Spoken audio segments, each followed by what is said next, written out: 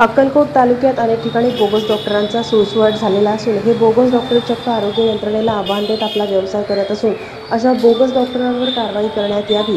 तालुका वैद्यकीय अधिकारी आणि तालुका आरोग्य अधिकारी यासोबत आरोग्य यंत्रणा कुचकामी ठरत असल्याचा आरोप ग्रामीण भागातील जनतेमधून होत असून कोणतीही वैद्यकीय शिक्षणाची तरतूद नसताना सुद्धा किंवा कोणतंही सर्टिफिकेट नसताना अक्कलकोट तालुक्यात अनेक ठिकाणी डिग्री नसलेले बोगस डॉक्टर बिनदिक्कतपणे रुग्णांवर उपचार करत असून या बोगस डॉक्टरांमुळे अक्कलकोट तालुक्यातल्या अनेक नागरिकांचं आरोग्य धोक्यात आलंय। चुकीच्या उपचारामुळे एखादा रुग्ण दगावण्याची शक्यता सुद्धा नाकारता येत नाहीये। त्यामुळे अशा बोगस डॉक्टरांचा वेळीच शोध घेऊन कडक कारवाई करावी।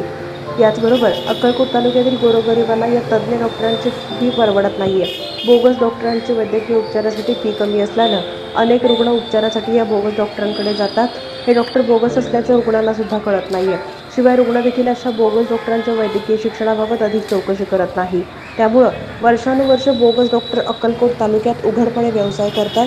अक्कलकोट तालुक्यात बोगस डॉक्टरांची डोकेदुखी अनेक वर्षांपासून सुरू असून डॉक्टर मुक्त करण्यासाठी तालुका आरोग्य अधिकारी वैद्यकीय कुचकामी आणि निष्फळ ठरल्याचे दिसून येत असून यासाठी अक्कलकोट तालुक्यातील बोगस डॉक्टरांवर कारवाई करण्यात यावी अशी मागणी अक्कलकोट तालुक्यातल्या जनतेमधून होतीये।